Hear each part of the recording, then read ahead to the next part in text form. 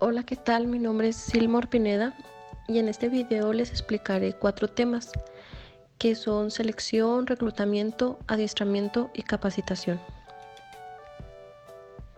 El reclutamiento consiste en encontrar el número de candidatos suficientes para que las vacantes se cubran en condiciones óptimas, manteniendo un equilibrio entre las necesidades humanas y las posibilidades económicas. Para preparar el reclutamiento deben tenerse en cuenta previamente cuáles son los datos necesarios a poner en conocimiento de los aspirantes en potencia, como las condiciones económicas, tipo de trabajo, posibilidades de promoción, nombre de la empresa, ventajas de seguridad, etc. Hay cambios en la asignación de personal, que es el reclutamiento interno y el externo.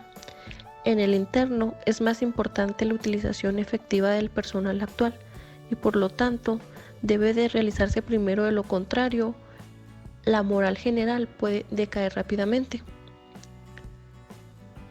Las condiciones para que se produzca un ascenso son que exista un puesto vacante y un aspirante con las cualidades requeridas para cubrirlo.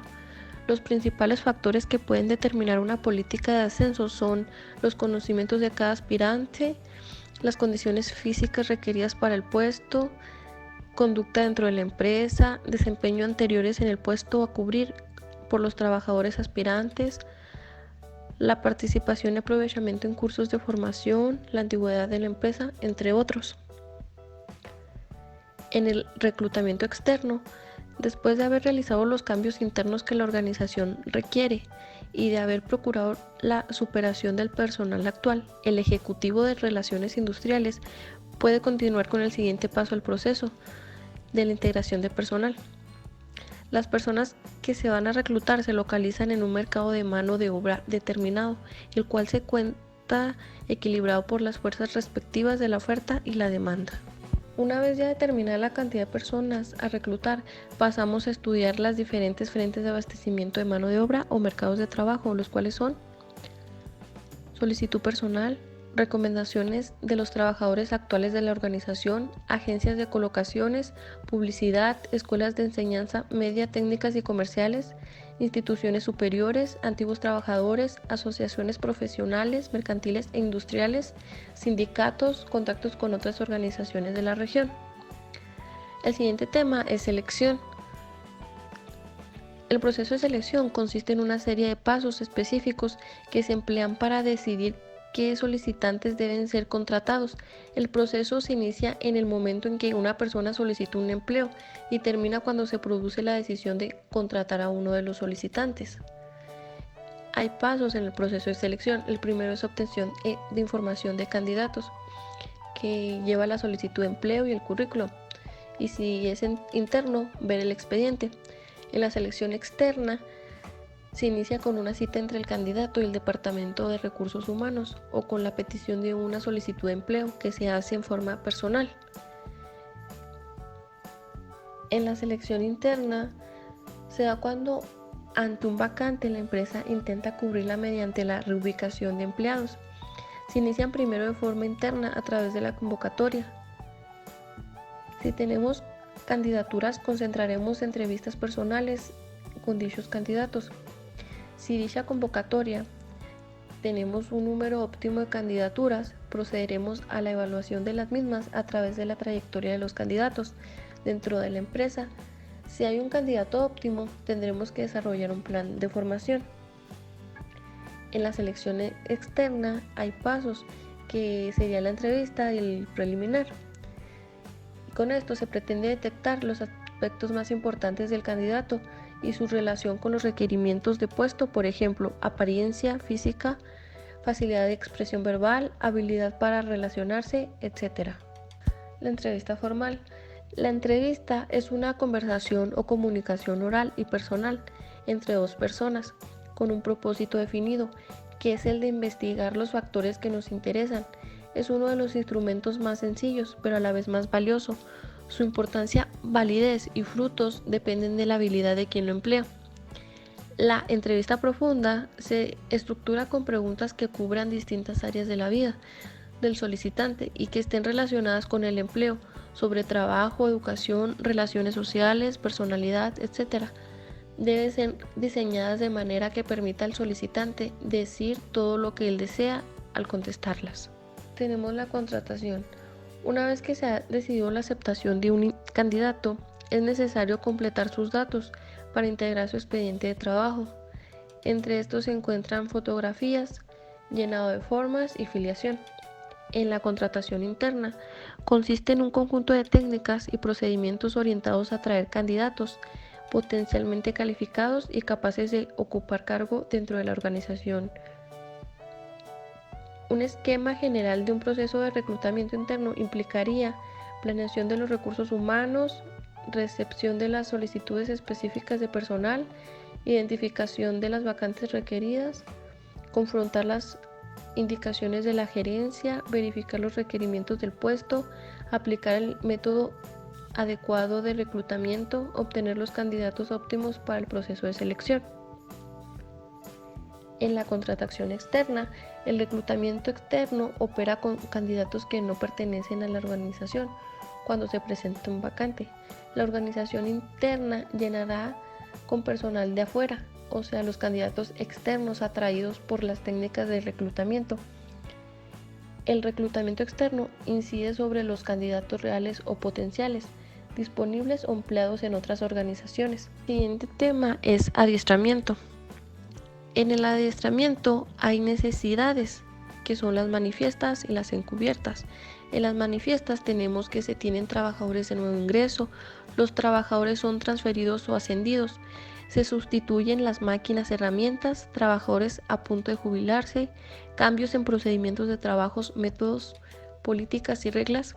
Las encubiertas están en la productividad, no se logra cumplir con los programas, en la organización de la institución, ausencia total o parcial de políticas, objetivos no claros, y en el comportamiento, actitudes negativas, duplicadas de responsabilidades, alto índice de ausentismo, etc. Hay técnicas para la detención de necesidades. Desde el punto de vista administrativo, se entiende por técnica el conjunto de procedimientos y recursos para llevar a cabo una labor, así como el arte y la pericia para usar esos procedimientos, como la entrevista, cuestionario, pruebas, descripción y perfil a cargo, evaluación de desempeño. Tenemos la responsabilidad del supervisor. Cabe destacar que el supervisor participa en las distintas fases de la preparación del programa de adiestramiento, en la planeación, al indicar las necesidades que ha podido detectar del día a día del trabajo o de la aplicación de alguna de las técnicas anteriormente mencionadas. Tenemos también el comité de adiestramiento. Es un grupo de personas que se reúnen periódicamente para abordar un asunto específico. Y también tenemos la recolección de datos. La noción de recolección refiere al proceso y el resultado de recolectar, reunir, recoger o cosechar algo. Un dato por su parte, una información que permite generar cierto conocimiento. En la evaluación del adiestramiento es la evaluación de los resultados que pueden hacerse en 3 niveles. El primero es en el nivel organizacional, que aquí es el aumento de la eficacia organizacional, mejoramiento de la imagen de la empresa, como el mejoramiento del clima y mejores relaciones laborales. El segundo es el nivel de los recursos humanos, que está la reducción de la rotación del personal, la disminución del ausentismo, aumento de la eficiencia individual. En el nivel 3 está el nivel de las tareas o operaciones, que es el aumento de la productividad, mejoramiento de la calidad de los productos y servicios, la reducción del ciclo de producción, el mejoramiento de la atención al cliente y también la reducción del índice de accidentes, entre otros. Por último, tenemos la capacitación. La capacitación puede ser la clave para solucionar problemas que se susciten entre empleados y para evaluar el desempeño del capital humano de las empresas. A continuación, presentaré 6 pasos básicos esenciales y mejorados para la capacitación, los cuales están enfocados de manera general al Departamento de Recursos Humanos. El primero es detección de la necesidad o requerimientos de capacitación. En este punto debemos ser muy enfáticos en la manera que debemos determinar cuáles son las necesidades acorde a los puntos que se están evaluando. El segundo es diseño del programa de capacitación.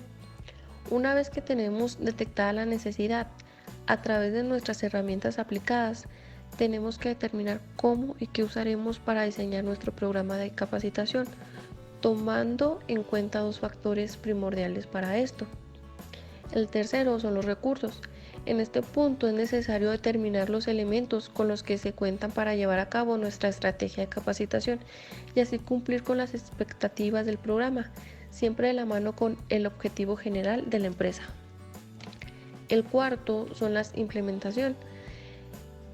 En este punto es de los más importantes, ya que es la acción que tomaremos para medir los resultados que arroje nuestra estrategia de capacitación y donde podremos evaluar el aprendizaje obtenido en cualquiera de los recursos que hayamos seleccionado para llevar a cabo nuestro programa de capacitación. El quinto es seguimiento. Si las estrategias y acciones que implementamos no tienen un seguimiento adecuado, se puede perder todo el trabajo hecho en los puntos anteriores. Y por último es el sexto, evaluación final.